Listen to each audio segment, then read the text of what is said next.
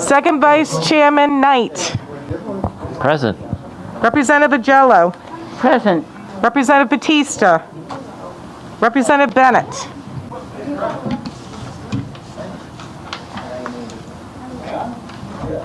Representative Bennett? Yes. Okay. Representative Caldwell. Present. Representative Casimiro. Present. Representative Corvese.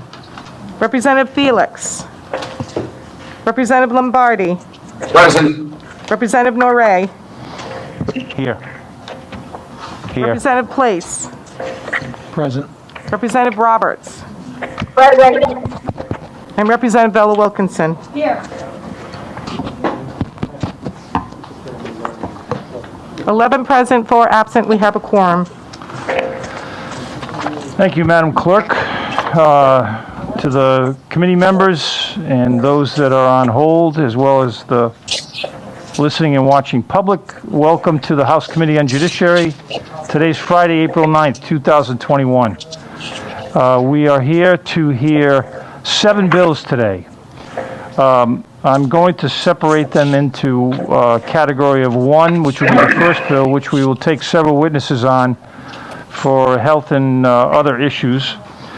And then we will move to the remaining 6 bills, put all 6 bills in play through the sponsor or through myself if the sponsor is not present. And then we will take expert testimony on the 6 remaining bills. I think there are 3 in number. And then from there, we will call all of those that signed up on all 7 bills that are available and have filed the appropriate paperwork before this morning, I believe. So with that, let me take a motion to hold all bills for further study. Mr. Chairman, I move to hold all bills. Is there a second? Second. Madam Clerk? Chairman Craven. Aye. First Vice Chair McEntee. Second Vice Chair Knight. Yes. Representative Agello. Yes. Representative Batista. Representative Bennett. Yes. Representative Caldwell. Aye. Representative Casimiro. Yes. Representative Corvese. Representative Felix. Representative Lombardi. Representative Lombardi. Yes. Yeah, oh, you go. Thanks, Sharon. Representative Norrie. Yes. Representative Place. Nay. Representative Roberts. And Representative Bella Wilkinson. Yes. The ayes have it, Chairman. Thank you. So the first bill we have tonight is House Bill 5572. It's sponsored by Representative Agello. It's an act related to health and safety. It's referred to as the Lila, Mansfield, Sapidsley Compassionate Care Act. And it creates this act for the purposes of providing a legal mechanism whereby a terminally ill patient may choose to end their life using drugs prescribed by a physician.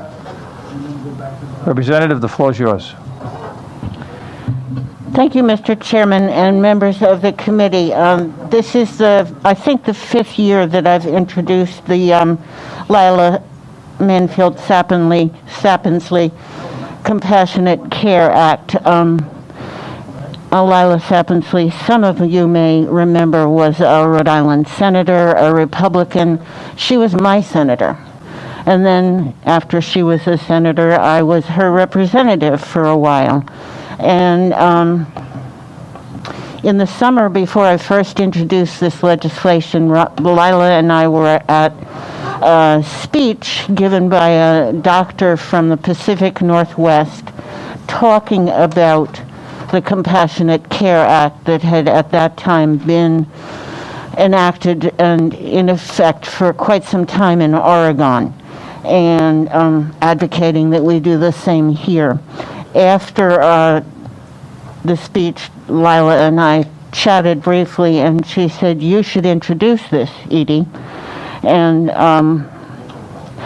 I thought I would certainly think about it, and if someone else didn't want to do it, I would do it. And then that was summer of that year, and then in early December, as I recall, I learned that Lila had died sitting in her favorite chair with a book in her lap. She had not been ill that anyone knew, but I think she died exactly the way she would have wanted to die. She was advocating for this law in Rhode Island because of the care she had given and seen given to her husband, as well as several close friends and relatives, and really felt that there was a better, kinder way for people to be allowed to die. And that's why she was in support of this, and that's why I am too.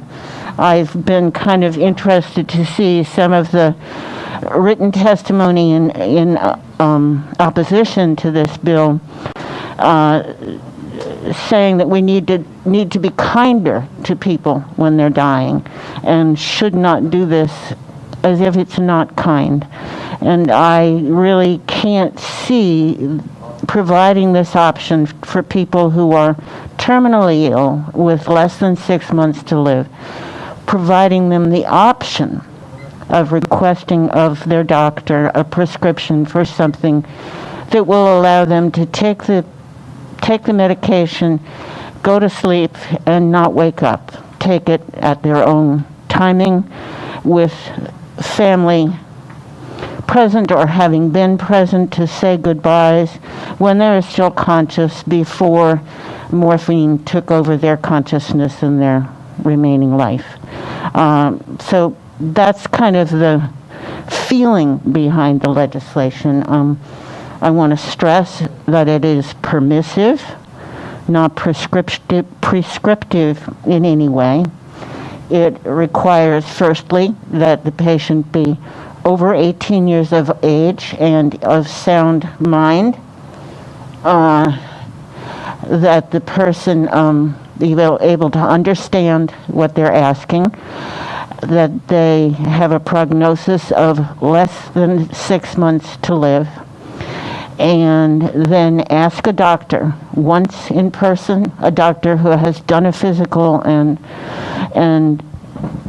provides this prognosis, requests of this doctor once, and then at least 15 days later, request of this doctor again, in person with the doctor. The patient also must sign an affidavit saying that they're making this request, and that signed affidavit must be witnessed by 2 people.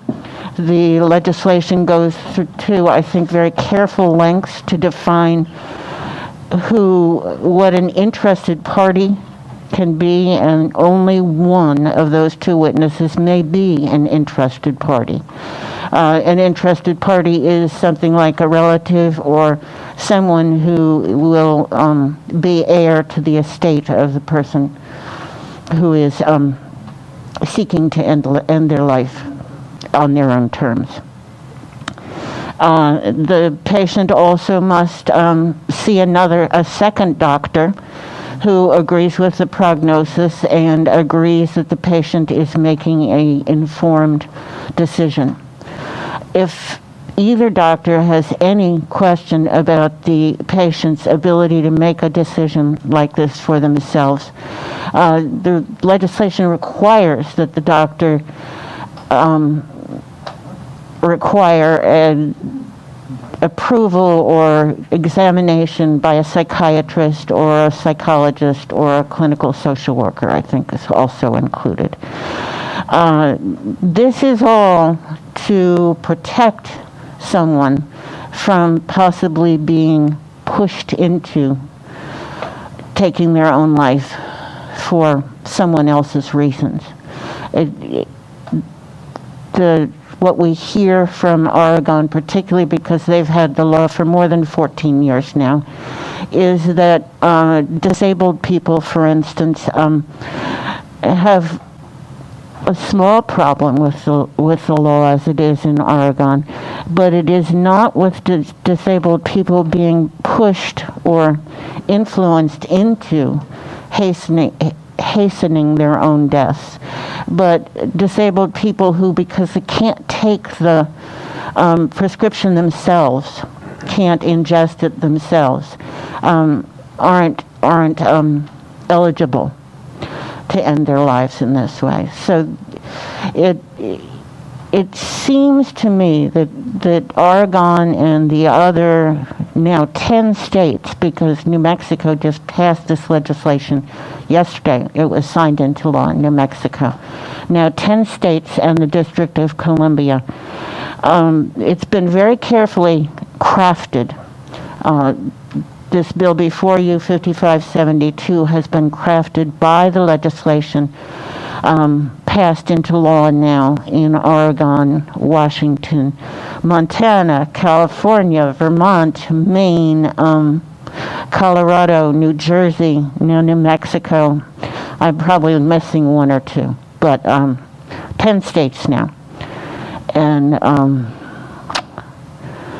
you will hear later, I hope, from the Compassion and Choices organization, which is a national organization advocating for this law around the country, and they can answer lots of questions that perhaps I can't. But I am happy now to answer any of your questions. Any questions for the sponsor by the committee members? Yes. Thank you, Mr. Chairman, and thank you, Representative Vigello. I don't have a background in healthcare, so please bear with me while I go through these questions. All right, thank you. Tell me, would this bill allow a doctor who does not have any board certification in the underlying terminal condition to prescribe the life-ending drugs? I believe it would if that doctor knew that the person had this prognosis.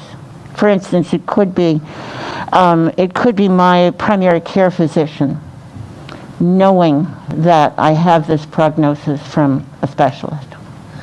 So if the attending physician is not an expert in the underlying terminal condition, what value would their counsel be regarding all the treatment options? Good question. Okay. So we'll save that for one of the other witnesses then? Okay. And then I can take a read crack through at that. Excuse me? I can take a crack at that. Well, that's up to the sponsor. That would be fine. Okay. Thank you. Through the chair? Yes. Now, I'm not a medical professional, but through my own work, I've had plenty of exposure, and on cases like these where you would have someone presumably terminal and at the end of life, typically they have a constellation of providers depending on what the illness is. And any physician who is in a position to administer life-ending drugs would be expected by the rules of their profession to engage in an investigation and a consultation with experts in the field of whatever the particular underlying medical illness is, and to act in accordance with the ethics of their profession. So from my point of view, as not a doctor, but as someone who is familiar, it seems like there's the idea that someone who would be prescribing the medication needs to be for instance, in the case of a cancer patient, needs to be an endocrinologist of some kind or a cancer specialist. I don't think that is necessary. But in the reading of the bill, Representative Knight, there isn't anything that would specify that a doctor without the board certification of the underlying terminal condition would be precluded from prescribing the life-ending drugs, if I'm reading the bill correctly. That's correct. I think You're the bill saying that refers to... it would potentially be a practice, but the bill doesn't call out for that as a requirement. The bill does not, and I'm saying that I don't think that that is necessary given the state of the practice of medicine today. But you did say that you don't have a background in medicine. Correct. Okay, thank you. Representative Vigello, is there any safeguards in the bill that would prevent doctor shopping?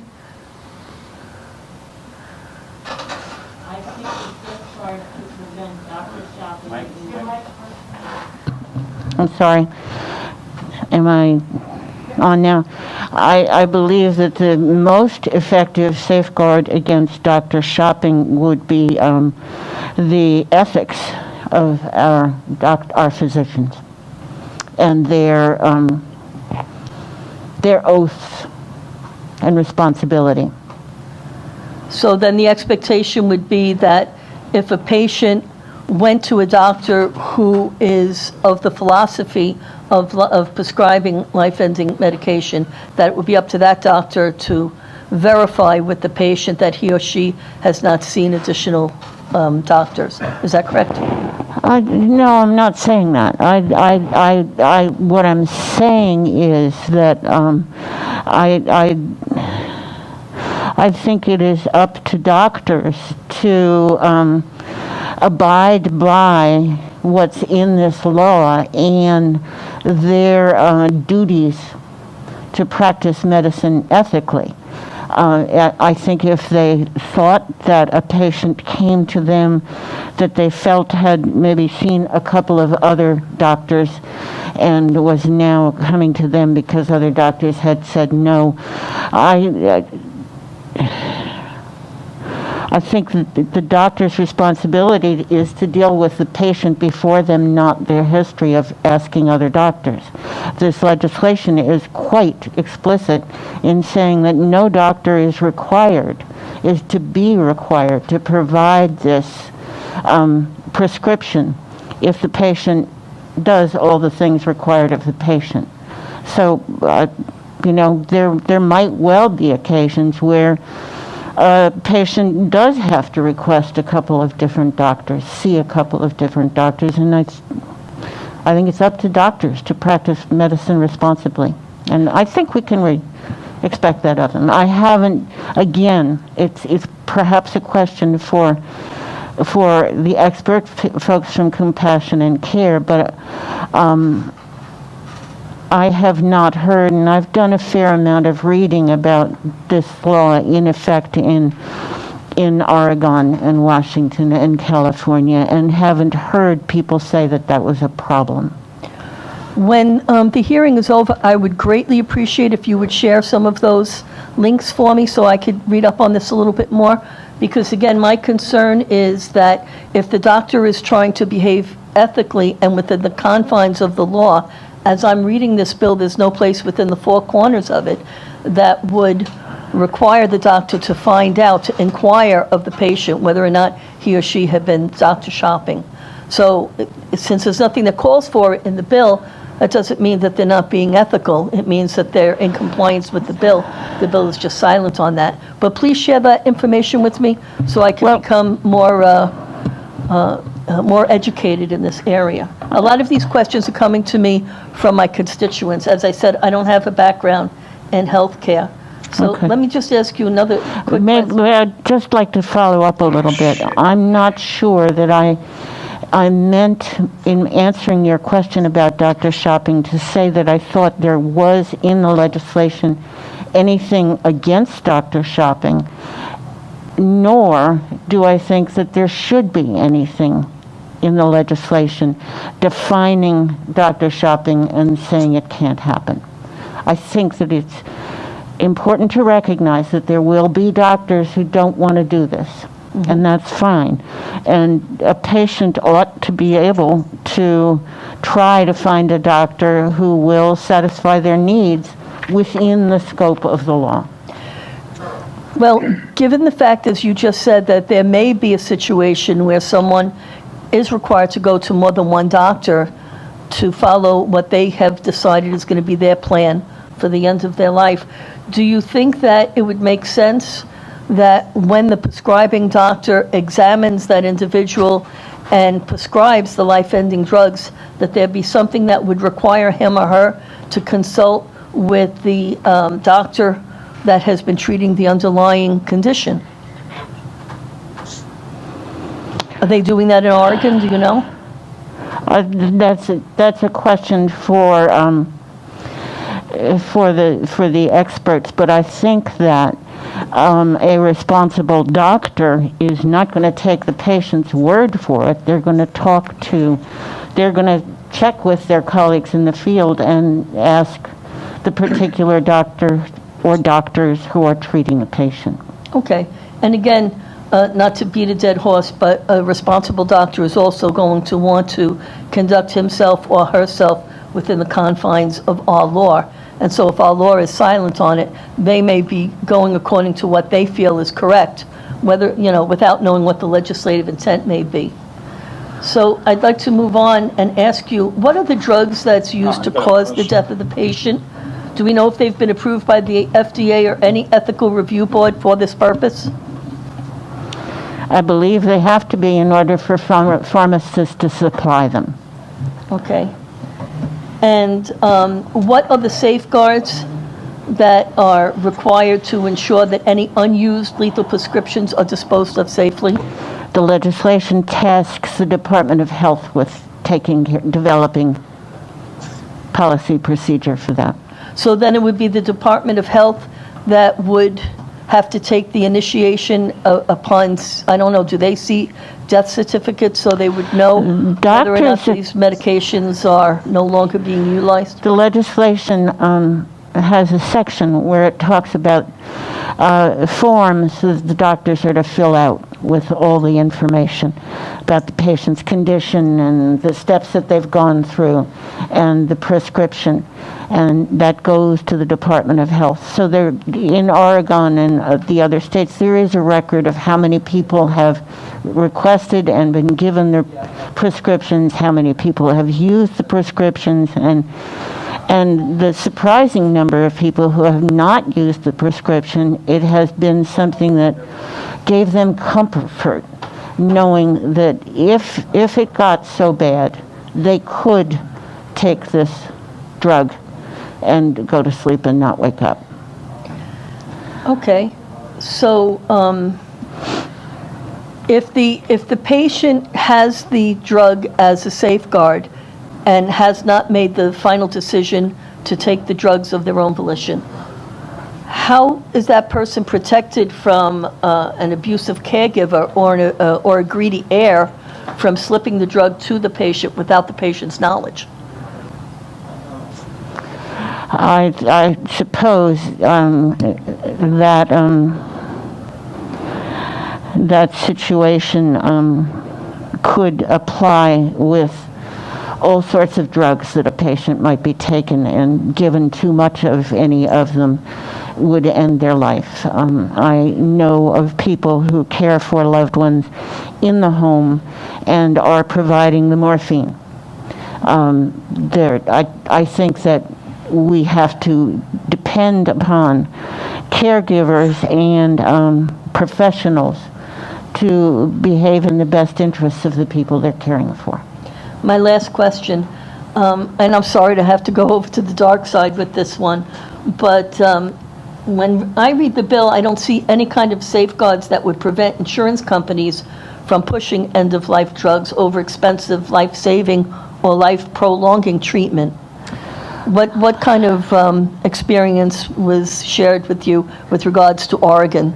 I think that the experience all around the country is that there doesn't need to be anything in this legislation regarding insurance company behavior in this regard, because it flat out would be irresponsible, and that they can't do that. It's not in accordance with health insurance practices, and that has to all be approved. They can't. They couldn't. They would be suable if they did. We don't need to have that in the law. I hope that that's true, Representative Jello. I can tell you just from one of the recent bills that I had submitted in talking about the abuses with regards to Medicare and Medicaid payment, it was said by one of the members of the Health and Human Service Committee that it's not always the hospitals that pushes for an early release. A lot of that comes from the insurance companies and what they decide they want the treatment to be. So I understand what you're saying. I'm just pointing out that the bill doesn't have any kind of safeguards that would prevent, and I don't even know how that would be articulated, but it was brought up to me and I told the person that I would bring it up to the sponsor. May I respond, Mr. Chairman? Absolutely. I really can't see how a hospital can, given the responsibilities of hospitals and the medical professionals that work for hospitals, and would sign releases or discharges for patients. I can't believe that they would do that if they did not think they would discharge a patient to another facility or to home if they did not believe the patient were ready for that, Well, I despite appreciate, what insurance companies are willing to pay for. I appreciate your sentiment, but let me say to you, having, living in Warwick and having been the representative for District 21 during this past Valentine's Day, there was a patient who was released by Eleanor Slater Hospital against the healthcare providers and released by the administration before she was ready, and it resulted in a horrific fire in a place that she was temporarily living in. So I recognize what you're saying, but that's not necessarily what I've seen happen. That concludes my questions. Thank you, Mr. Chair. Chair. Sorry. Yes. Go ahead. Do you want to follow up? I have a couple questions myself. Okay, then let's go with age over beauty. I guess that'd be Happy me. to. Repagello, I'm reading the bill, and it appears to me that this whole process has to start with an oral request to the physician in the physician's physical presence by the patient for life-ending medication. And that's correct, right? Yes. And then the next step in the process is no fewer than 15 days.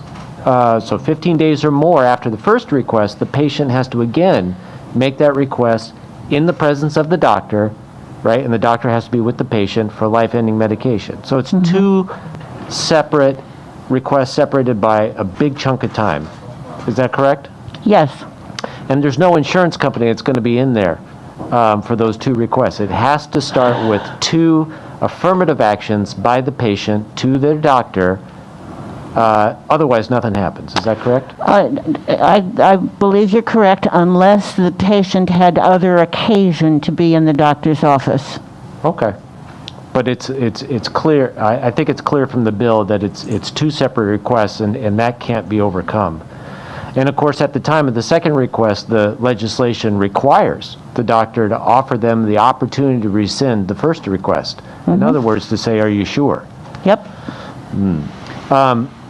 And the doctor also has to, is it true that the doctor also has to verify that the patient made a written request to be prescribed medication to be self-administered, signed by the patient in the presence of two or more witnesses, at least one of whom is not an interested person, who are both 18, and who subscribe and attest that the patient is in their right mind when they're doing this?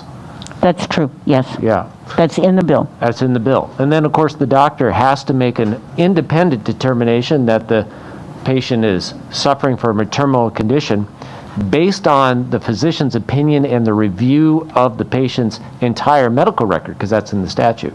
Is that correct? I believe so. Right. And then they have to determine that the patient is capable and making an informed decision, has actually made the voluntary request, and that's the two-part request, of course, with a written sign-on with the two witnesses, is a Rhode Island resident, so you can't go state shopping, and has informed the patient both in person and in writing that of their medical diagnosis and their prognosis, the range of treatment that's available, hospice opportunities, in other words, a variety of things that are an alternative to assisted suicide. Is that correct?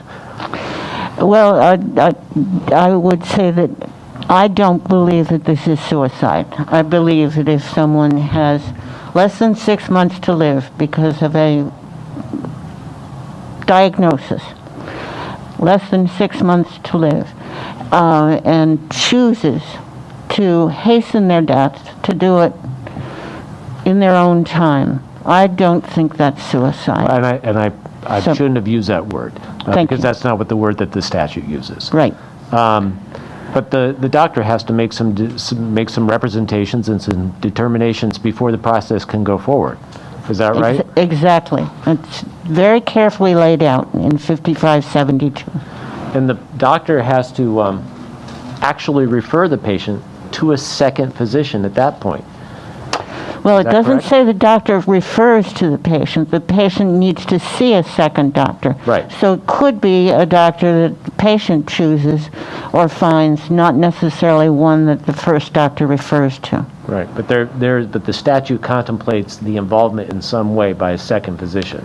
Yes, exactly. All right. So far in that process, and there's a lot more to it in the statute were someone to read it, we're not seeing an opportunity for an insurance company to slip in between the doctor and the doctor and the patient. Is that correct? That is correct.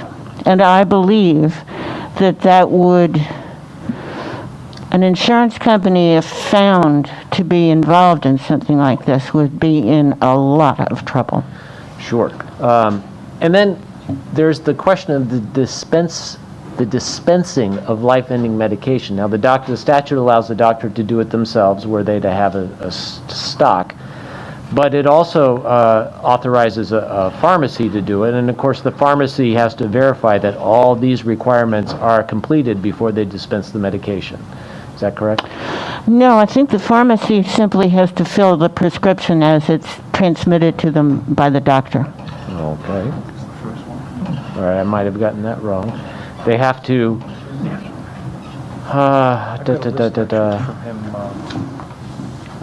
they have to contact the statute, I think, provides that with the patient's written consent, they can contact a pharmacist, inform the pharmacist of the prescription, deliver the prescription personally or by mail or electronically, and all the other requirements that we already talked about. So the pharmacy, at the very least, before they can dispense the medication, has to verify that the actions required by the doctor are taken. I think that's a quick read, but I think that's what it says. And for anyone who's watching and is curious, reading the statute answers, I think, a lot of the questions that we've talked about today already. Is that fair to say? I agree, yes. Thank you, Representative. I appreciate Thank you. Representative Caldwell. Thank you, Chairman. I wanted to first take the opportunity to express my strong support for this bill. I didn't have the opportunity to sign on to it beforehand, but I wanted to get that out there and wanted to make a few comments in regards to the conversation that we've been having.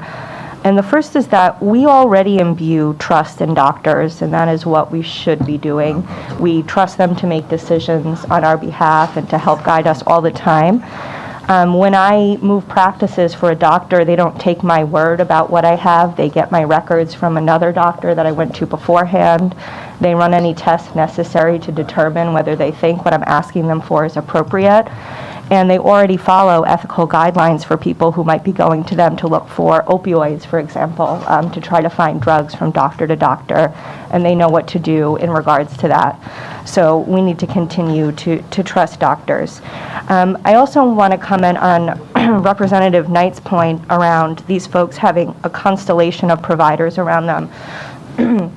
So just last week, one of my grandfathers died, and my other one is in the process of dying now, which is actually a blessing to me since I'm 38, and that was my first grandparent that I have ever lost. But my grandfather now, who has cancer, I was trying to write down all the doctors he works with now. He has a doctor that he specifically works with to help him with end-of-life needs. He has an oncologist. He has radiologists. He still sees his primary care doctor. He has social workers that come to the house every week. He has nurses that come to the house every week. All of those people work in concert together, and all of them know everything about his condition and his case and what his state of mind is and what his health is, and they all talk regularly as a responsible, team of care. And oftentimes, until a person goes into in-person hospice, meaning that their death is imminent, usually within a week, they have that huge constellation of doctors who can help them make responsible decisions. And then I did also just want to echo your point that family members do not need to wait for a drug like this. If they wanted to do something nefarious, to someone at home, they do have access to powerful drugs.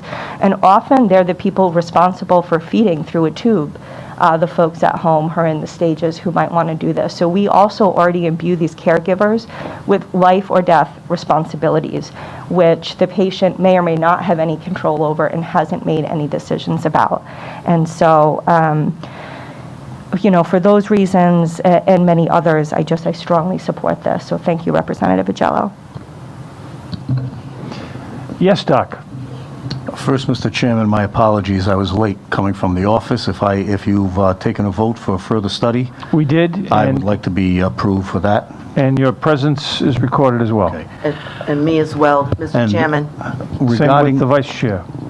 Thank you. may I speak on the bill? You may. Thank yeah. you. Representative Agello, how are you today? I'm well, and you, Representative Corvasi? You and I have come a long way over the years. I have a have. great deal of respect for you.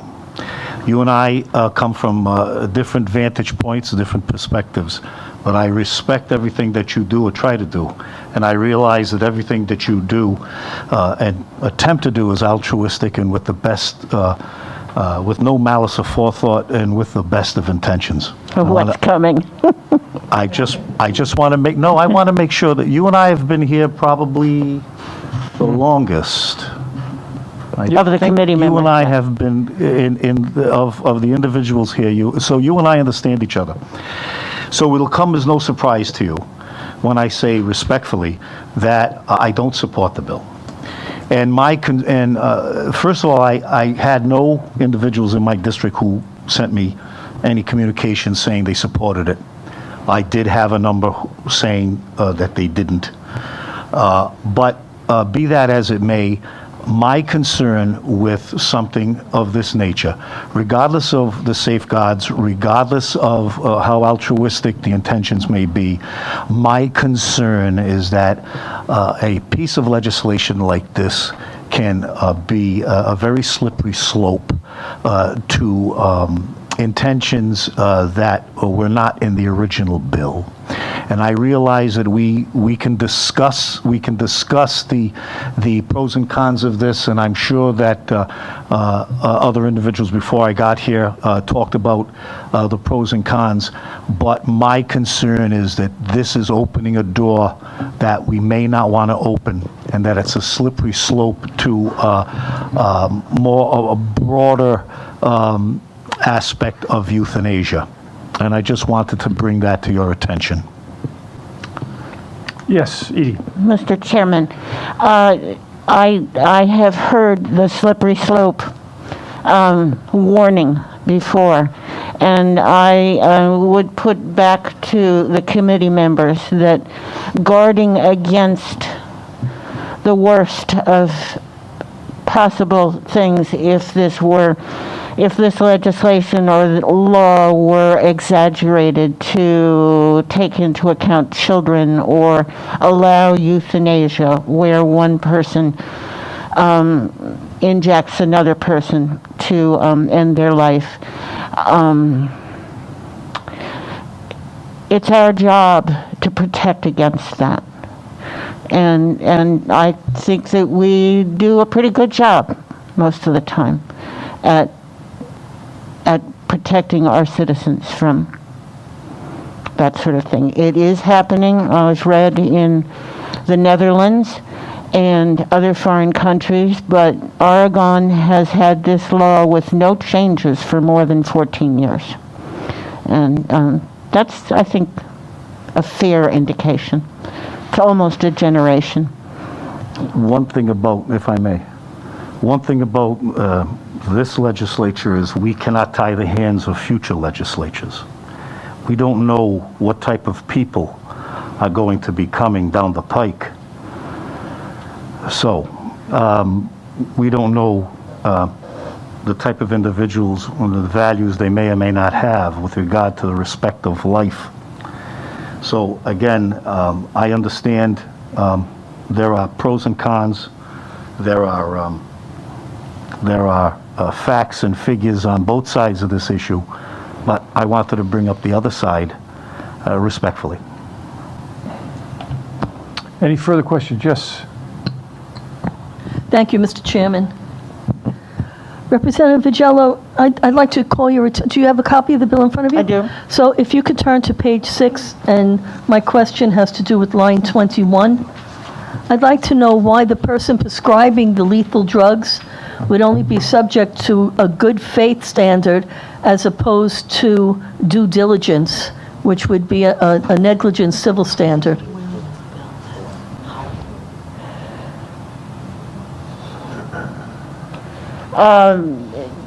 That's the sort of technical question I can't answer, other than that I would assume that it is the same standard that it is in place in the other states that have passed this law. Okay, so I'll hold this for one of the expert witnesses then. Thank you. Thank you, Chairman. Any other questions of the sponsor? All right, seeing none, then we'll move on to the 3 witnesses that we're going to call first on this bill. And that would be, the first one is Nancy Poon.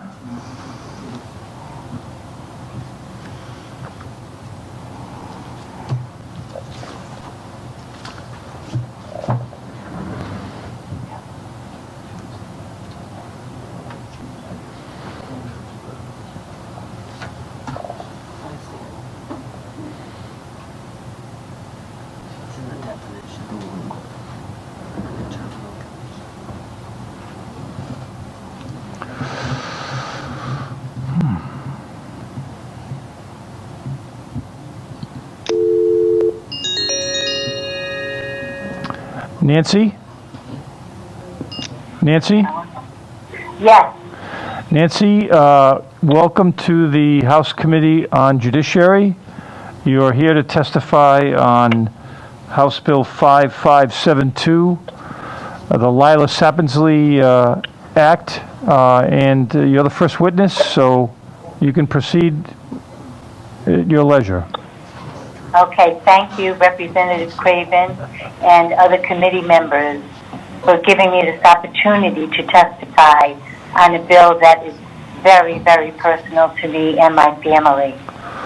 I also would like to thank Representative Acello and her co-sponsors for sponsoring this bill, whose passage will powerfully impact the lives of those of us living with a terminal illness and our families. I am asking you to support the passage of Bill H.R. 5572, Medical Aid in Dying. This is of great personal importance to me. I was diagnosed with ALS in December of 2018. Prior to my diagnosis, I was a marathoner, triathlete, cyclist, swimmer, yogi, and enjoyed celebrating life with the joy of dancing.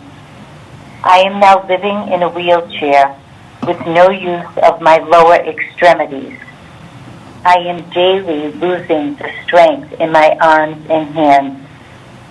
The loss of the use of my hands and limbs will be followed by the loss of my ability to eat, swallow, speak, and lastly, breathe.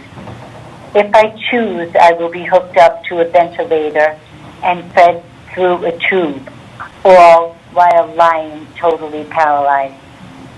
My most basic needs will be met by my caregivers. Cognitively, I will be the same person, but I will be living in an empty vessel. As much as ALS has changed my life, it has forever changed the life of my family. Their roles have changed from husband, son, and daughter to caregiver.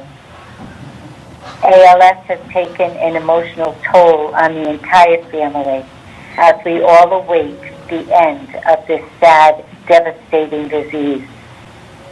As the end nears, I want the power to determine when I want to put an end to my suffering. I feel that I should be able to choose the time for the end of my life. one that reflects my personal beliefs and choices.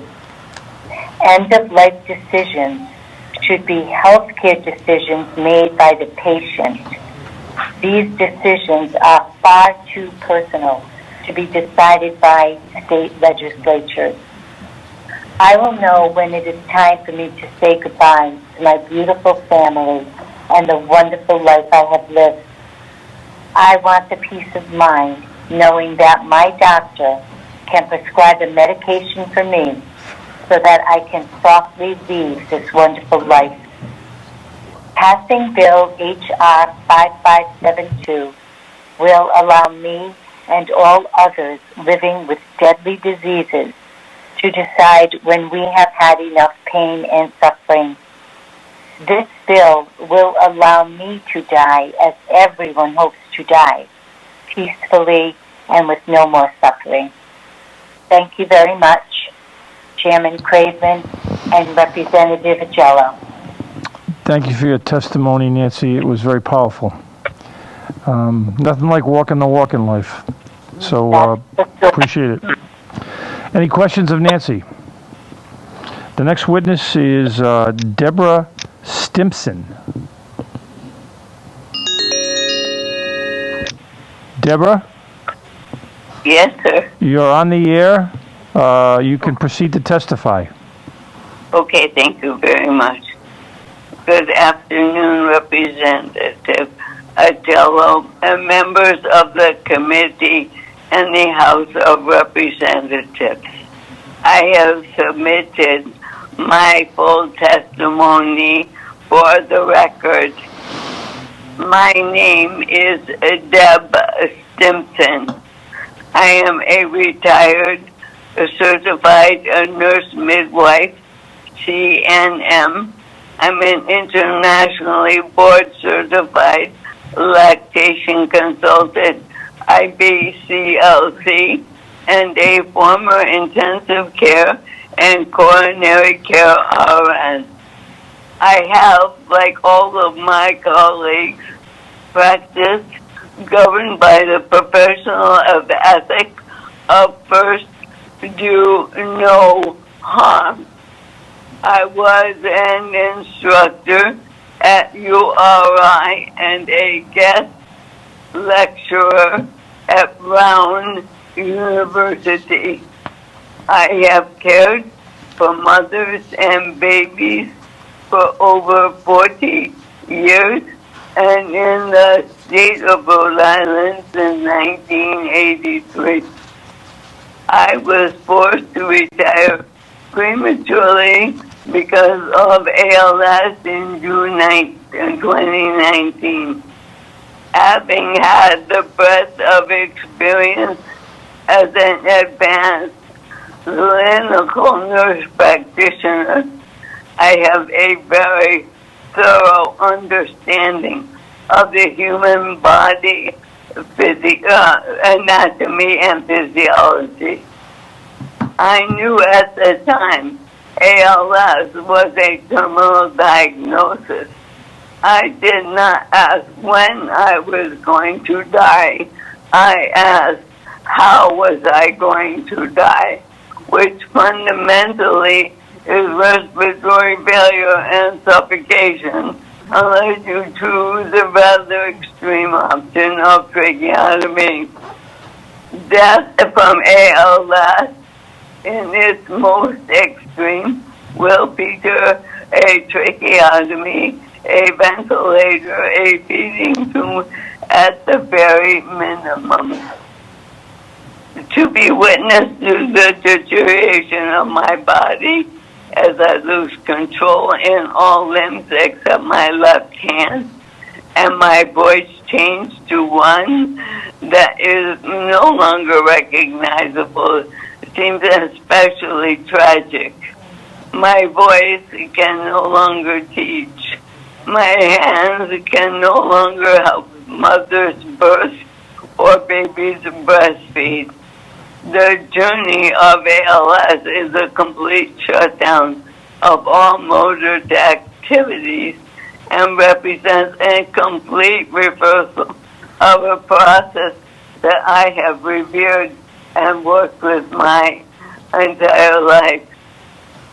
That said, what about my family?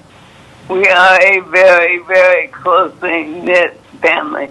Each day, my children, husband, and myself is a day of never-ending anticipatory grief as we have lived our lives grappling with the inevitability of my deterioration and death.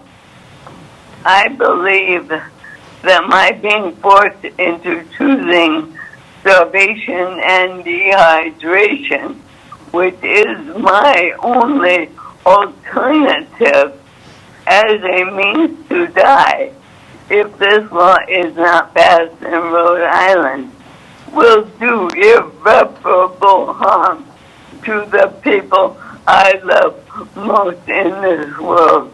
And my entire professional career was dedicating to doing no harm. It ultimately violates the professional tenets of just that, do no harm. It offers me a very sad and difficult end to my life. I am unwilling and unable to travel to another state to die with grace. I am asking you all to put your feet in our shoes and feel what it might feel to live our lives and make a decision of this magnitude. I will starve and dehydrate. It is not going to happen that I will ever have a tracheostomy or a kidney tube. My children will witness this as my passing. I couldn't encourage you more to trust in the physicians that we've had to trust in all of our lives and in the electronic medical record that travels with all of us. It is critically important as just one voice in the choir that you pass this bill and allow all those islanders who have terminal diagnosis to die with both dignity and grace. I thank you for your attention. If you have any questions for me, I would be happy to answer anything you would like to know. Are there any questions of Deborah? Deborah, very powerful testimony. You're a very brave woman. Thank you. Thank you very much. You know, the people that are brave will be the people that live the rest of their lives looking forward to have a tracheotomy and have 24/7 nursing care. It will completely destroy their lives and their families. I will not do that to my family, and I will starve and dehydrate. So, you have my testimony. I would be glad to talk to anybody else. Just let me know how I can help. Thank you very much. The next witness is Alan Poon.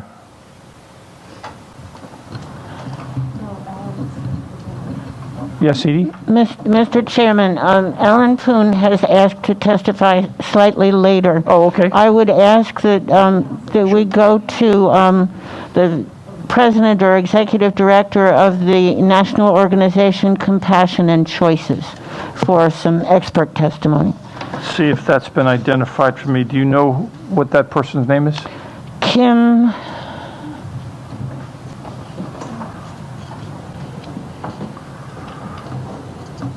Callanan, Callinan. Can we get him on the phone?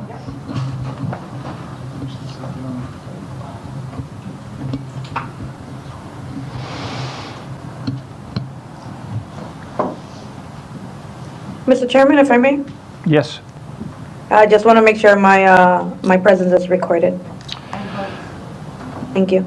You've been recorded, and your vote to hold all bills for further study if you wish. Do you wish to have that vote recorded as well? To hold all bills for further study, do you wish to have your vote recorded as such? Yes, please. Thank you. Thank you.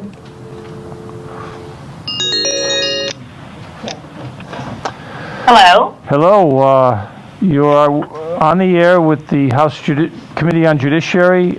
Please proceed with your testimony on House Bill 5572. Thank you. Good afternoon, Representative Craven and members of the committee. My name is Kim Callanan. I am the President and CEO of Compassion and Choices. And we are the nation's oldest and largest national organization that's working to improve care, expand options, and empower everyone to chart their end-of-life journey. We advocate for the passage of medical aid in dying legislation, very similar to the legislation that you're considering in Rhode Island. And we have played a leadership role in the passage and implementation of most of the medical aid in dying laws across the country. So I can answer all of the questions that have come up earlier, and I do hope that you will give me the opportunity to answer them. In my role as CEO, I see firsthand how the freedom and autonomy of medical aid in dying brings profound peace, comfort, and relief to dying people as well as to those who love them. And you heard from a few of your Rhode Island supporters earlier today just how important this legislation is to them, and it is really an opportunity to bring that sense of freedom to other terminally ill Rhode Islanders as well.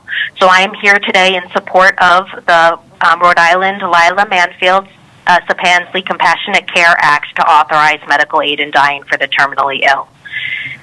As has been noted, the legislation is modeled after the Oregon Death with Dignity Act. It includes the same strict eligibility criteria and core safeguards that have been time-tested and proven to protect patients. It is entirely optional, so nobody has to participate. The doctor doesn't have to, the patient doesn't have to, nobody's forced to participate. This is simply an option for somebody who is already going to die to allow them to avoid the very worst, the very last part of the dying process. People tend to use this, it shortens a week off of their life. We're not talking about months or years, we're talking about a very small time frame. But for anybody who has sat bedside with a patient at the very end, it can be a very, very difficult last few days, few months of your life. The process, and this is so important to understand, this is entirely patient-driven from start to finish. The patient is the one who's making the requests, and as they went through earlier, they make the request multiple times, 2 oral requests, 2 written requests. The patient is also the one who must self-ingest the medication. They must be the ones who take some type of an affirmative act to demonstrate that this is their desire, nobody else's. If you compare this to all other end-of-life care options, what we're really doing is bringing options out and making it a transparent process that's patient-directive. Other forms of end-of-life care that happen right now do give a lot of autonomy, rightly. So I'm not pitting one against the other, but the idea that all other end-of-life care options are safe. I mean, doctors have access to pain medication at the end of their life. Family members do. Tons of pain medication is shipped to their house as a part of hospice care for them to take care of patients. So we already are trusting caregivers. We're already trusting doctors, as we should. All medical aid in dying is doing is authorizing somebody who is in charge of the process from start to finish the ability to have the same kind of autonomy that they have had throughout their entire adult life to make that final decision so that they can experience the very end of their life in a manner that's consistent with their values and their priorities. We're talking about an adult who is mentally capable, terminally ill, has a prognosis of 6 months or less to live, which means they're eligible for hospice care, so they're not choosing between medical aid and dying and care. They are eligible for hospice care, and most are already in hospice care, and they're able to self-ingest the medication, so they're maintaining decision-making authority from start to finish. The law also has a dozen additional regulatory requirements. 2 doctors certify that the person meets the eligibility requirement. 3 requests must be made, 2 oral and 1 written, 2 witness signatures, a 15-day waiting period, and mandatory reporting by doctors. There is no other end-of-life option that exists out there that has this level of rigor and oversight on top of it. This is all on top of the existing regulations that surround the practice of medicine. And of course, the practice of medicine already has a whole licensing process, it has an education process around it, and then there's a standard of care that's around medicine that governs how medical aid and dying takes place. So it is critical that the legislature put a framework around medical aid and dying, but it's equally important that you don't hamstring doctors. It would be the legislature's role and job should not be to dictate each and every aspect of how a dying person dies, but instead to ensure that the only people who can choose to use this option are the ones who do, and that's what this bill really does. A disease is taking the person's life, and what this bill does is it allows the person to choose the way that they can live a more compassionate end. The good news is that we now know exactly what happens when a medical aid and dying law is implemented. You're not the pioneers in this. You wouldn't be the first ones to go. There are 10 other authorized states. And I'll note that Representative Aiello mentioned that this is the 5th year that she's introduced this bill. That means since you first began to consider this legislation, that California, Colorado, Washington, D.C., New Jersey, Maine, and just yesterday, New Mexico have all authorized this legislation. We now have 1 in 5 adults in the United States have access to this, including Vermont, which is not too far from you. Prior to that, before Vermont authorized, Oregon, Washington, and Montana also authorized this as a practice. So there is a huge body of evidence around what happens when a medical aid and dying law gets implemented. We know exactly what will happen. And we know that in that 60 combined years of experience across 10 jurisdictions, there has not been a single proven instance of abuse, misuse, or coercion. A Journal of Medical Ethics report concluded that assisted dying did not pose any heightened risk for any population, including vulnerable populations. Studies in the New England Journal of Medicine, JAMA, and the Journal of Palliative Medicine find that the implementation of medical aid and dying improves end-of-life care for everybody. And this is really important because what happens when medical aid and dying gets implemented is that it gives patients the words to use to begin to have more conversations with their doctors, and it opens the door up, and it improves conversations between physicians and patients. It results in better palliative care training for providers, and people get earlier and more appropriate enrollment into hospice care. Most people will go and they'll talk to their doctor and they'll say, I want this option of medical aid and dying. And their doctor will counsel them and talk to them about the other available options. And the vast majority of people will choose a different option. So we know when the law is implemented that it improves end-of-life care for everybody, and that a very small number of people are going to choose to use the law.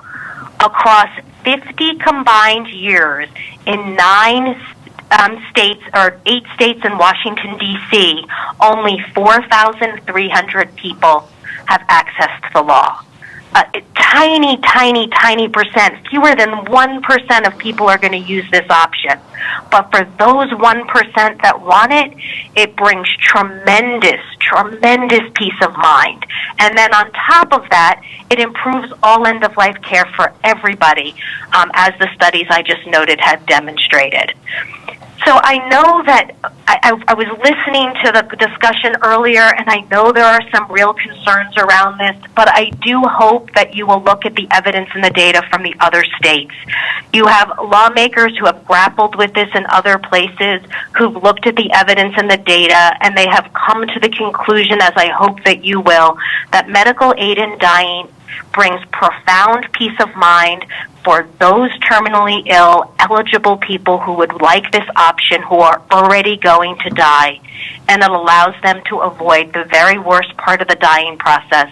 It harms absolutely nobody. It costs almost nothing to implement, and you can improve end-of-life care for all terminally ill residents. Thank you so much for the opportunity to be here today, and I would be happy to answer any questions that you have. Yes, I think we have one question so far. Representative Bella Wilkinson. Thank you very much, Mr. Craven. Thank you, Madam, for your testimony this afternoon. I do have a couple of very quick questions for you. First of all, what are the drugs that are used to cause the death of the patient, and have they been approved by the FDA or any ethical review board for this purpose? So the drug that is typically used, so first of all, like any other end of other option that's out there, multiple different drugs are used, and that it really, and across the history of medical aid in dying, it has changed. So the drugs that are used for medical aid in dying, it's called DDMP or DDMA, and it's digoxin, diazepam, and morphine sulfate, and amitriptyline. All of those drugs are approved by the FDA. As is the case with about 20% of prescriptions, the drugs are being used off-label for medical aid in dying, which is how the practice of medicine works. But yes, all of the drugs are used, have been approved by the FDA, and they're used in a manner that's consistent with the practice of medicine. May I have a couple of more? Yes. Okay, thank you. And in the state of Oregon, could you please explain to me how the drugs are disposed of after the death of the patient, please? Absolutely. That is a wonderful question, and of course something that's very important. So every state and also federal regulations have the requirement around the disposal of medication, and it follows those same requirements.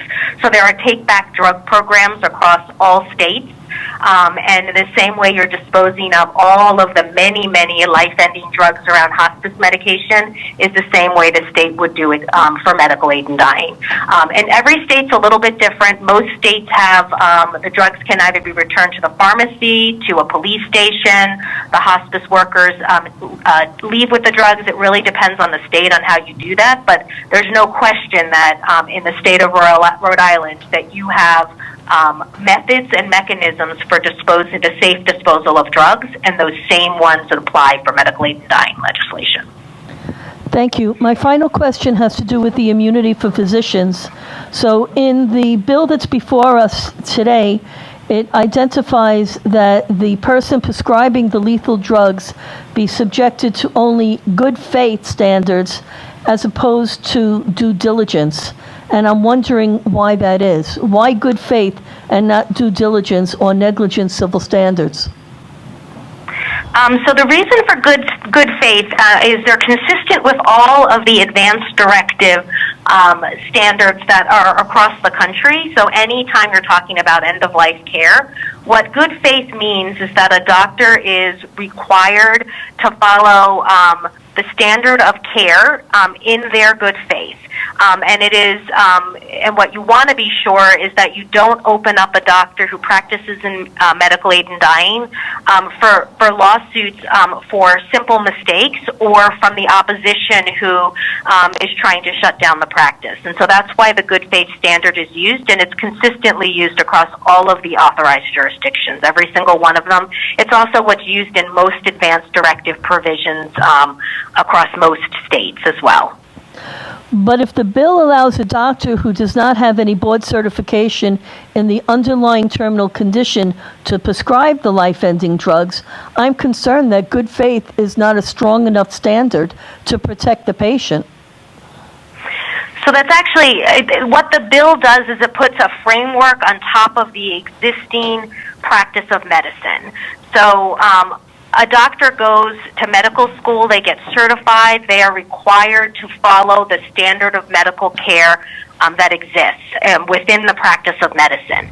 So you couldn't take a toe doctor is not going to prescribe life-ending medication to somebody because it would be outside their practice of medicine, and they would not be in compliance with their licensing. This really it allows somebody to follow within the practice of medicine. There was an earlier legislature, and I apologize, I missed his name, but what he said was exactly right. Like, he totally 100% nailed it. But what happens is the primary care physician will get the records from the oncologist or the pulmonologist or whatever the specialty is.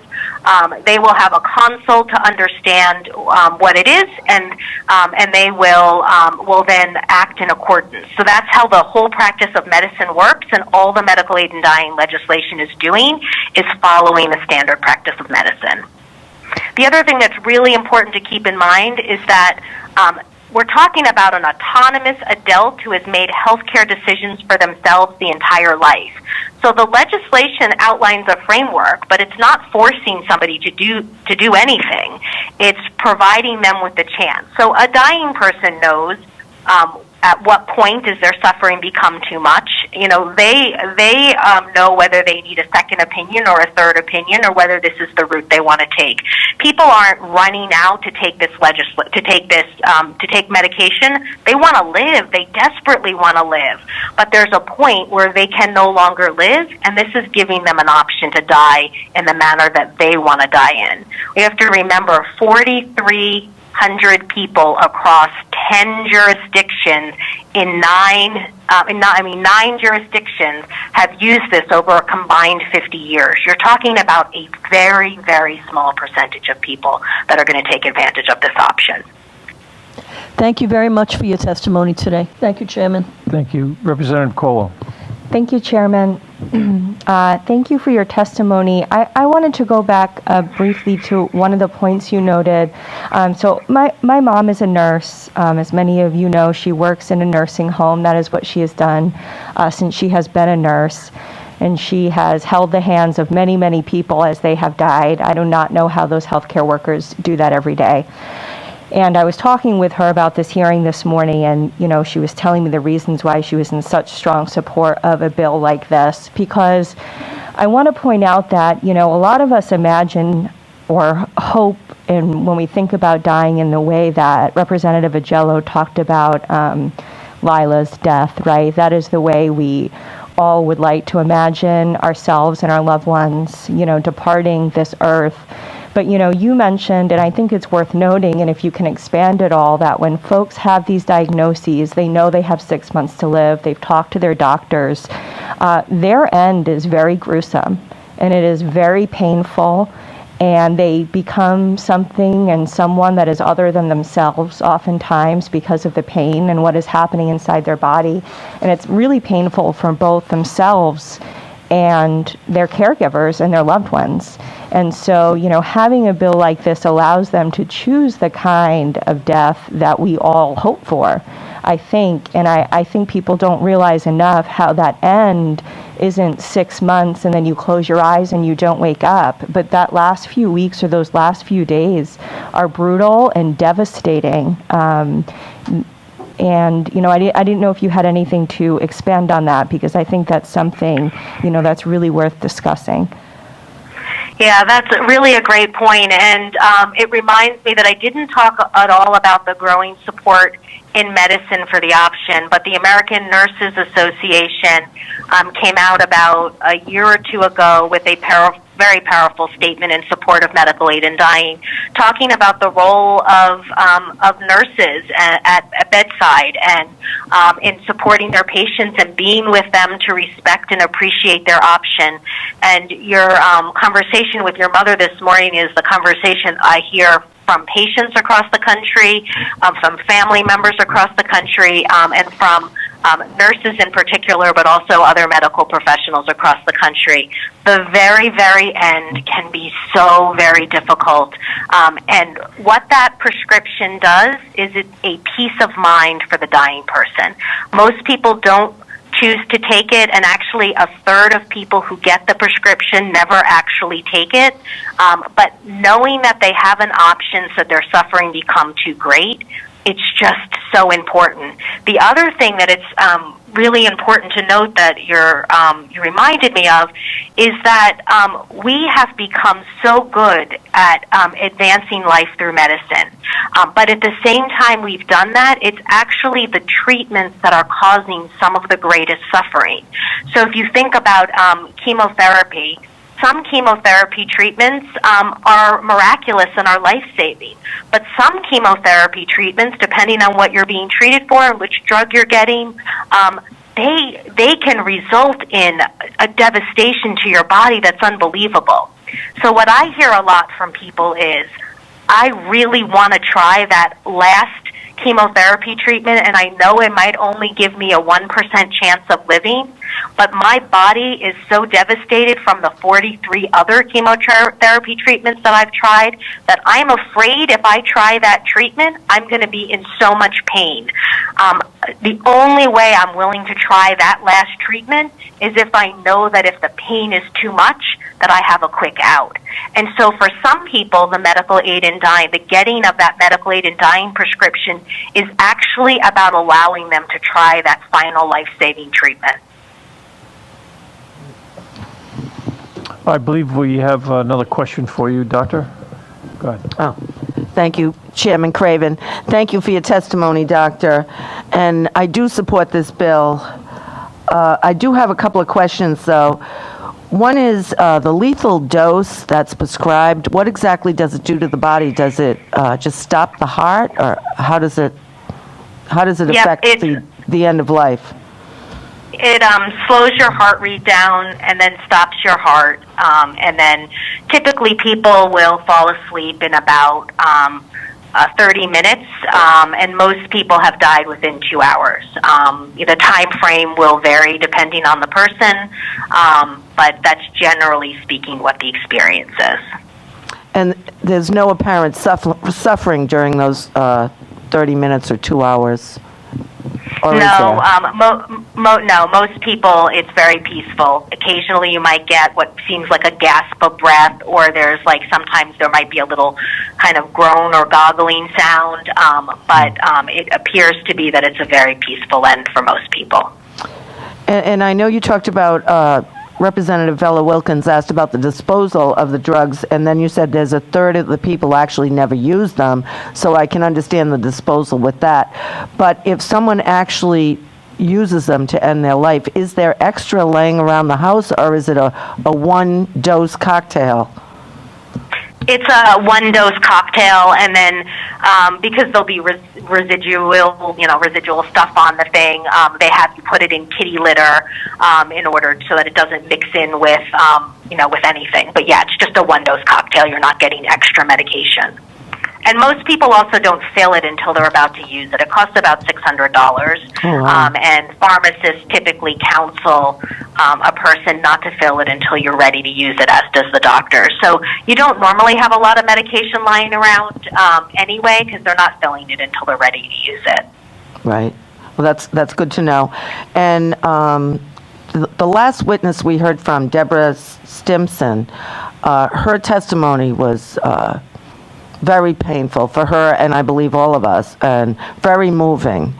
Now, if this, I can't predict whether or not this bill will pass. I certainly hope it does. But what are her options? Her options, as she put it, at this point, are to go on a ventilator and have a tracheotomy and a feeding tube, or else to just starve herself to death and dehydrate. But yeah, I mean, she would obviously have hospice that would help her through that process. I just hate to see anybody go through what she's describing as horrible, and I truly feel for her. And I hope we pass this for her if not, and whoever else is in her horrible position. And I want to tell her that I appreciate her testimony, and I can only imagine how hard it was to tell us about her situation. But if you could just let us know what is available to someone like her right now. Sure. So within the current standard of care, a person who gets to the end of their life, if you're in a state like Rhode Island where medical aid in dying isn't authorized, you have the option of hospice care. And along with hospice care, you'll get palliative care. They can support you with voluntarily stopping eating and drinking. And when you're at the very, very end, if you're in a hospital, you can sometimes get what's known as palliative sedation if it gets passed through all of the ethics boards, where they put you into a coma, and then after you're in a coma, they typically will, depending on what hospital you're in, because if you're in a religious facility, they are not going to stop withholding food and water, but in a non-religious facility, they might allow you to stop withhold food and water, and you can die that way. Many, many, many people have very peaceful deaths at the end of life using the existing medicine. So I do not want to scare anybody that there are no good ways of dying now. The vast majority of people will be able to have a reasonable death with the existing options that are available. However, there is breakthrough pain with cancer in particular. Death from ALS can be very hard. Those are the two types of diseases that most people who use the option of medical aid in dying tend to choose. And so this offers those people who either just really want to die on their own terms, have been an autonomous adult throughout their life and would like to be able to go out on their own terms. It's an option for them, and it does help all the people with breakthrough pain for cancer, ALS, and other diseases where they just suffer quite a bit. ALS in particular, you do have it's a pretty hard end. So we do as lawyers, and I'm one myself. Not just playing one on TV, but sorry. We do the durable powers of attorney for healthcare, and people make their desires known whether or not they want heroics performed or not at the end of life. And many people choose not to. But to withhold food and water, that they would have to make that clear that that's what they want prior to getting to that position. I'm correct on that? I just want to hear what you say about that. So they have to be able to say, that's what I want. With the withholding of food and water, I mean, you can document your desire to withhold food and water. So it's an unclear part of the law. Let me put it that way. Yeah. Definitely, but with the option of medical aid in dying, a person has to be mentally capable. So they could be mentally capable to choose this option, or they could be mentally capable and choose to voluntarily stop eating and drinking, which is what we call it when they're withholding food and water. Okay. So both of those things could happen for anyone who is choosing the option of medical aid in dying. You don't have the option of medical aid in dying to write it into an advance directive and then have somebody else carry it out on your behalf, because that would introduce the kind of vulnerability and risk that is a very real concern for people. Oh, absolutely. Well, thank you very much, Doctor. Thank you for your answers. Thanks. And I'm not, just so you know, I'm not a doctor. I don't want to. Oh, I thought you were. Nope. Nope. But thank you. That's very flattering. And so what is your position? So I'm the president and CEO of Compassion and Choices, and we are the nation's largest end-of-life care and choice organization. Oh, thank you. Sure. Dr. Cavesi. Good afternoon. I want to go back to what Representative Vella Wilkinson asked you, just one particular point. She delineated the individual medications in the cocktail, and I think she asked you if they were all FDA approved. And I know they're all FDA approved for what their tasks are for, or what their medical indications are for. Are they approved for end-of-life purposes? So some of what's in there is approved for end-of-life purposes, like it's morphine, and morphine is used all the time for end-of-life purposes or other things. Are they approved for use of medical aid in dying? No, but that's not. But routinely, medications are used off-label. I mean, that's the whole practice of medicine. I understand about off-label use, but that's why when Representative Ella Wilkinson asked that question, I'm not sure. I think that's what she was looking for, and I don't think that was the answer she got. And that's why I asked the question. Thank you. Got it. Okay, thanks. Chairman Craven, this is Julie. Can I have a question for this witness, please? Thank you. Thank you. I was just wondering if there are any numbers that's from states that have this in place, if there's a number of doctors who have been either brought up on charges or have been disciplined on such an issue. So in the states that have authorized it, I think I am not aware of any doctors that have been disciplined. I think in the last Oregon report, there was a notice that there was an investigation or two that was taking place. However, to my knowledge, it has not been concluded in any way. So okay, certainly things are investigated, but I'm not aware of any major issues. Okay, thank you. Thank you very much. Seeing no further questions of this witness, we'll move on to the next three witnesses for the opposition to this bill, and then we'll go back with Mr. Alan Poon's testimony.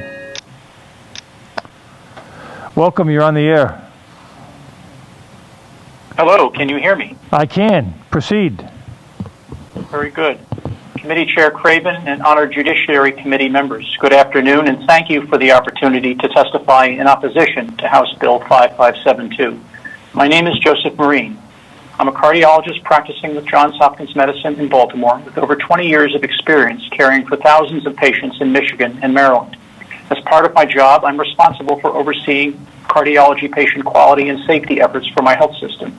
I'm also a member of the American Medical Association and the American College of Physicians, the two largest physician organizations in the U.S., both of which oppose the legalization of assisted suicide. The views expressed here are my own. House Bill 5572, which would legalize assisted suicide, represents dangerous and misguided public policy, which violates many basic principles of patient safety and medical ethics, and which does nothing to address the real needs of patients with advanced illnesses and disabilities. Assisted suicide is not compassionate medical care. It is not medical care at all. It has no basis in medical science, practice, or tradition. In states that have passed assisted suicide laws, very few physicians are willing to participate. The lethal drugs used in assisted suicide have never been scientifically tested, and the U.S. Food and Drug Administration has never approved any drugs for this purpose or any similar purpose. The drug recipes for assisted suicide have been concocted by the euthanasia movement, not the health professions.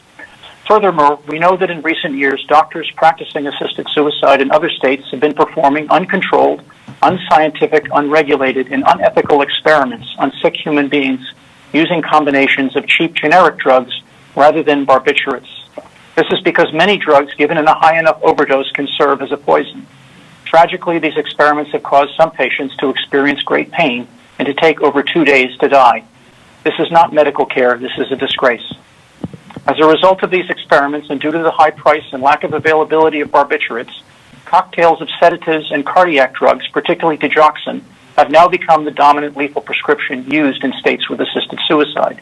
It is important to note that HB 5572 allows any physician of any training, background, certification, and experience to prescribe literally anything that he or she thinks might kill a patient without any scientific evidence, studies, or guidelines documenting the attended or adverse effects.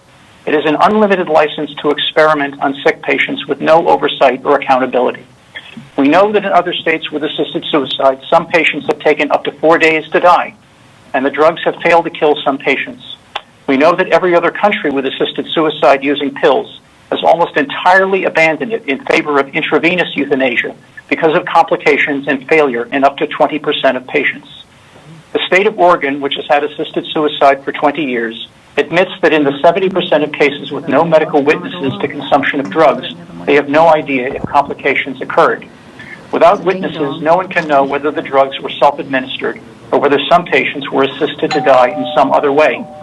We know that in states with assisted suicide, patients have lived up to 3 years after receiving a prescription in violation of the law, which requires a 6-month prognosis, with no accountability or consequences for the physician. We also know that at least 20% of U.S. patients referred for hospice care survived their 6-month prognosis, and that doctors are even less accurate in prognosis in other settings. All this means that we cannot know how many wrongful deaths are occurring in other states under these laws. We know that patients who qualify for medically assisted suicide under this law have a 50 to 75% incidence of clinical depression, and that at least one patient received a prescription in Oregon despite a history of severe depression and suicidality. Yet in recent years, less than 2% of Oregon patients received a formal mental health evaluation, virtual proof that the law is being violated. The law can be routinely violated because it relies entirely on self-reporting, with broad legal immunity given to physicians, no required witnesses to consumption of drugs, and no routine audits, investigations, or supervision by an independent safety monitoring board. House Bill 5572 provides a new license for doctors to violate basic principles of medical ethics and to experiment upon and take the lives of vulnerable patients with broad legal immunity and with no real oversight or accountability. It is a perversion of the prescribing power that society entrusts to the medical profession. It does not give any patients any new rights, and it takes away many basic legal protections. What patients with advanced illnesses and disabilities need is more support and greater access to high-quality palliative, hospice care, and pain management programs. We should better use these valuable medical tools and not undermine our healthcare system with assisted suicide. Thank you very much. I will be happy to take any questions. Yes, Representative Knight. Oh, okay. Yes, Representative Villa-Wilkinson. Thank you very much, Mr. Chairman. Dr. Marine, thank you for your testimony this afternoon. I have a couple of brief questions. These are questions that I've asked a few of the witnesses before you, so they'll probably sound familiar.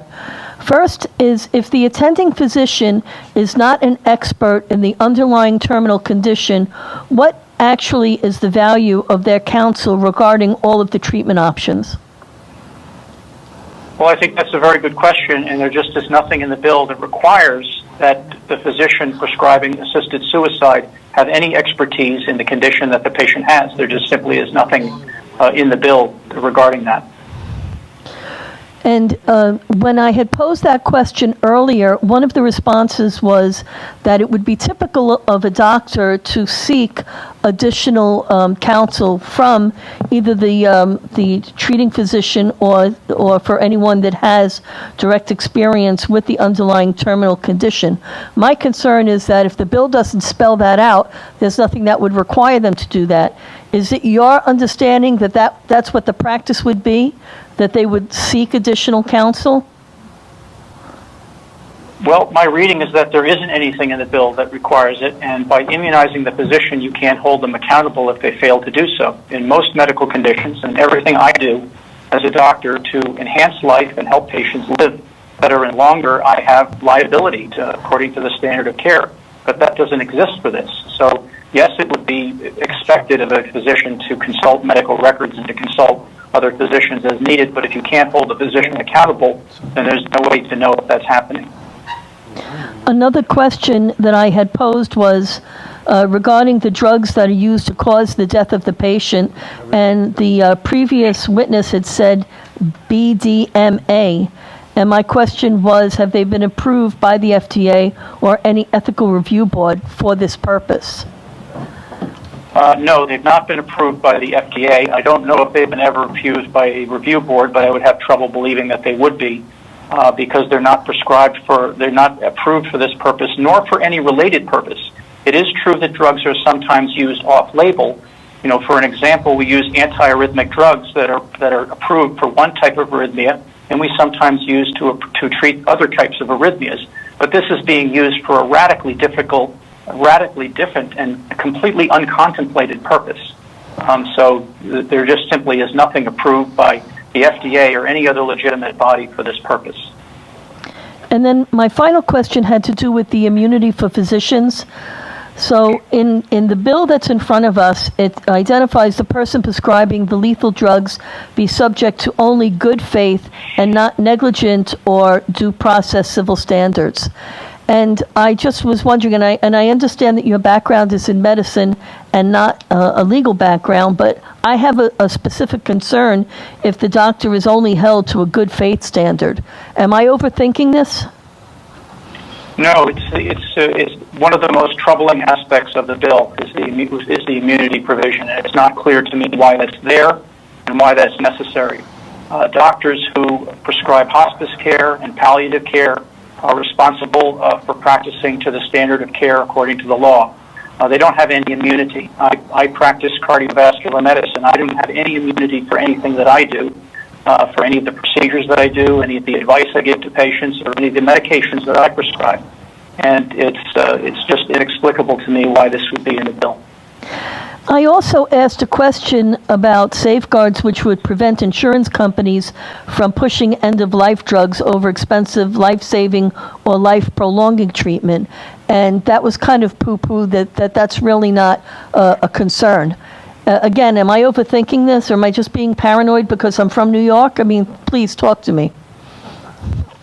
Well, I think that there is a danger that economic factors could become an influence. There are a lot of forces in our society trying to restrain costs of health care, and there's nothing that's going to be less expensive than this option.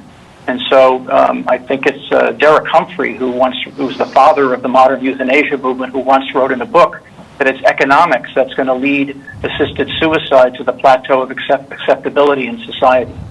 So, while I can't point to a specific example of an insurance company forcing a patient to do this, if insurance companies don't allow certain treatments that are more expensive, but they do pay for assisted suicide, then that in a way is an influence to choose assisted suicide. Thank you for your testimony, Dr. Marine. Thank you, Mr. Chairman. Thank you. Next witness, Chris? Oh, I'm sorry. Chairman, Thank you. Sorry, Representative Casimiro. I have a question for that witness. Okay. He's still here, I think. Is he still on the line? Oh, he's not? No. Okay. You can ask it, and then we'll have him answer it in written testimony. Okay, so my question to him is, I know he said that we don't know how many we can't determine the number of wrongful deaths. My question was going to be the same question I asked the previous witness. Does he know of any doctors who have been either brought up on disciplinary action or charges or had to go in front of any review boards for administering drugs that shouldn't have been administered? So I guess that's the question. Okay. We'll have him answer it. Is he back on? Okay.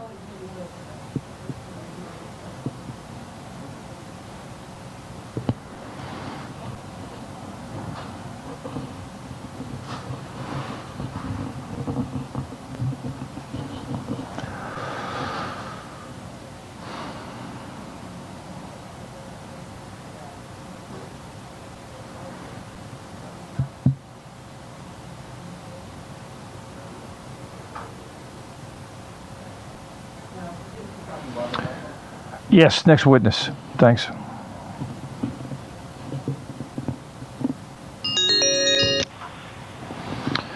Hello, you're on the air with the House Committee on Judiciary, and my understanding is you're opposed to the Bill 5572. Please proceed. Yes, Chairman Craven, members of the committee, thank you. My name is John Kelly, and I am the New England Regional Director for Not Dead Yet, the National Disability Rights Group Against Assisted Suicide. People describe me as paralyzed from the neck down, and there is a barrage of media and movie messages that people like me are better off dead. This bill would put that prejudice into law. The bill is divisive, putting the wishes of the wealthier classes above other communities. Black and brown people overwhelmingly oppose assisted suicide, as do working class white people. When marginalized people who already receive lesser and later care have the same symptoms that qualify wealthy people for assisted suicide, they may have their lives written off because of low quality of life. This already happens to people with disabilities. This bill gives real choice to insurers whose denials of treatment can make you terminal.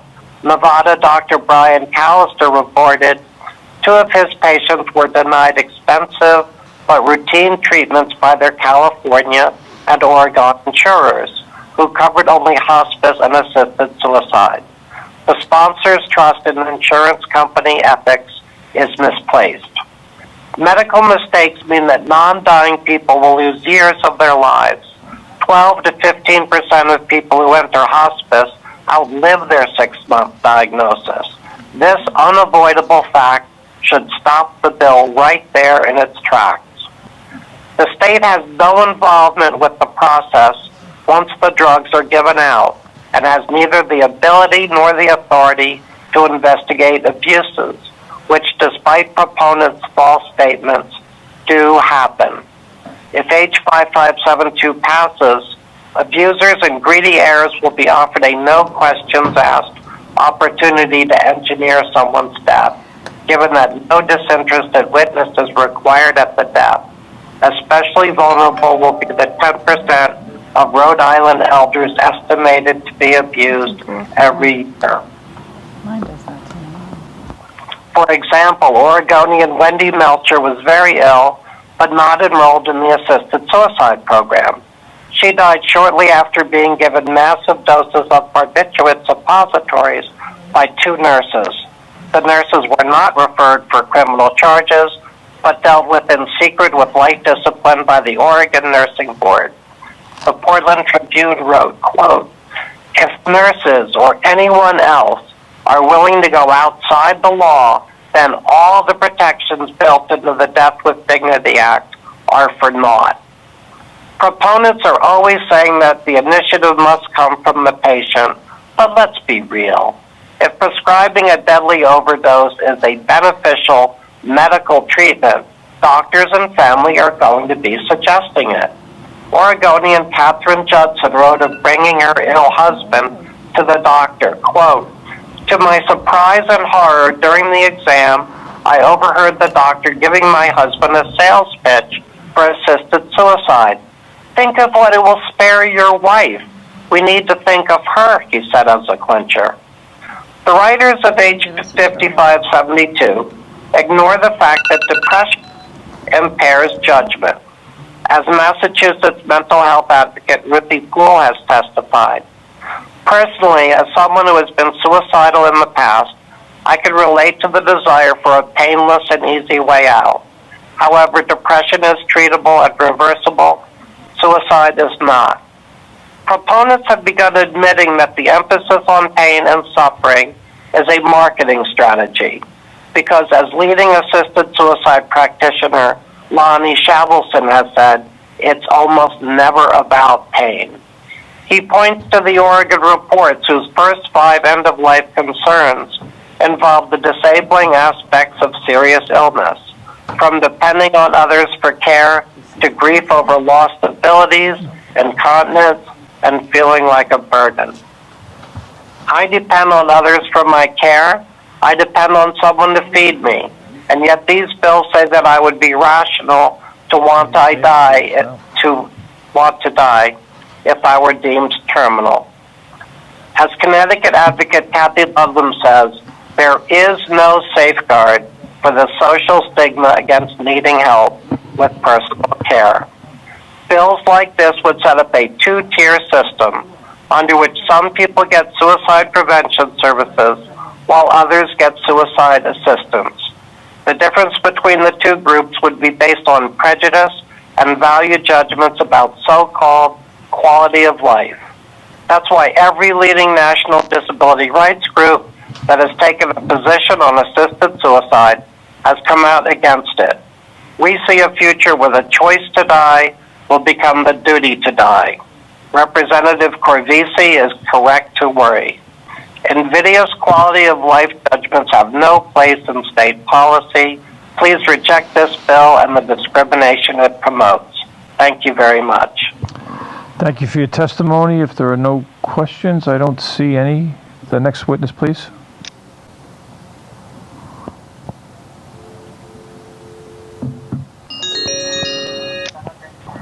Welcome. You are on the air with the House Judiciary Committee. Please proceed with your testimony.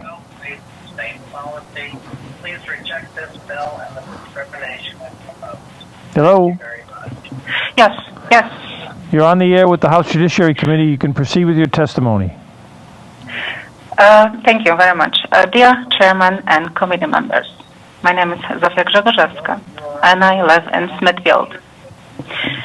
I am wife and mother, and please hear to my opposing point of view. Please let me present you with examples from personal life, and which examples are referring on my opposing view to Bill H.R. 5572. The wedding vows come with following statement: for better and for worse, for richer and for poorer, in sickness and in health. Beautiful words, of course, for newlyweds. It seems like they are ready to conquer the world, and nothing can disturb their special bond. This bond between husband and wife. I was to find out that there is no such a thing. When me and John got married, we had awesome plans, and I was to continue my medical degree, and my husband was starting his business. Additionally, he was working at writing a tutorial book on fly fishing. It was his definite hobby. Plans changed when 2 months later, and the day after our first Thanksgiving, he woke up half paralyzed. He could still walk, but right side of his face dropped, and he could not control his right arm, and had speech difficulties. That morning, my heart dropped to the floor. My husband had stroke. Was my first thought, but that's not possible at his age. Our immediate visit to ER ended with my husband staying at the hospital for 10 days, with no diagnosis. It wasn't stroke. We struggled for years to get him diagnosed. And meanwhile, John's health degeneration was progressing fast. Additionally to above symptoms, John was losing his consciousness from time to time, and I had to get into a routine to call 911 and perform first aid. Until ambulance arrives, one night I had to do this routine. And when we got to hospital, John regained some of his consciousness. But then he grabbed my hand and squeezed it really tight and said, "Don't leave me, please." John's words are hidden deep in my heart. His will to live was tremendous. I am very positive, just like my husband. Many wants to say, "Don't leave me, please. Help me live." If anyone wonders, my husband was later diagnosed with MS, multiple sclerosis. Dear Chairman and committee members, many of you will think now, what the odds are, how much one person can handle. My son Matthew suffered birth trauma, which resulted in brain damage and cerebral palsy diagnosed when he was 2 years old. But at first, I had to pick up another fight, and this fight was for my son's life. After his birth, through emergency C-section, Matthew was immediately placed at NICU at Women and Infants Hospital, where he was under every life support machine possible. There were tubes, needles, and IVs inserted in every inch of my little boy's body.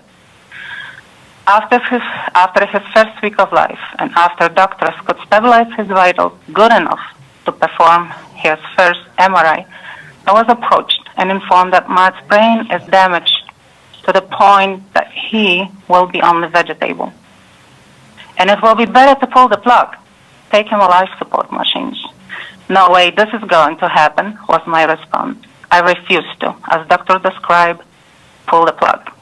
And I had my son transported to Mass General, where we found totally different approach. NICU doctors at Women and Infants were opposing my decision, telling me it's not worth it, he's not going to survive. Well, look at him now, 15 years old, happy, speaking, writing, and reading in 2 languages, music lover who wants to learn how to play piano and keyboard. Matthew was diagnosed with cerebral palsy and has difficulties walking, but he's my pride and joy. Doctors' diagnosis at the beginning of his life was very wrong. My life experience helped me in my professional field. For 16 years, I took care of special needs people with a wide spectrum of disabilities. I witnessed firsthand how cruel their treatment is sometimes, starting with doctors who, directed by BS, don't give them enough care or additionally will prescribe new medications to check for patients' reactions. I witnessed skin rashes, hives, and all kinds of allergic reactions to new medications on the market, but special needs were first to be lucky prescribers. We should not leave patients when they need our company the most. We should not look at another person and be the one to say, yes, you're right. This world would be better off without you. Don't involve our state in assisted suicide. Dear Chairman and committee members, I plead with you to vote no and oppose the bill H 5572. Life is beautiful and we want to live in dignity. Let's be national example number one state where life is cherished and protected. Please show love, care, and compassion for another person. Thank you very much. Thank you very much for your testimony. The sponsor has a question or a comment. Thank you for sharing your experience, and my heart is warmed with your story about your son and the wonderful success he is now, developing into a young man. It is, but I want to make clear to you that this legislation would have nothing to do with the situation you describe with your son when he was an infant and what that doctor said then. This legislation has nothing to do with that. It is entirely aimed at adults who are able to make the decision for themselves. But again, I want to say what wonderful news you have about your son. It sounds like you may have a miracle, and I'm sure that you had a big part in that. Of course, I understand, Representative. Thank you for your comment.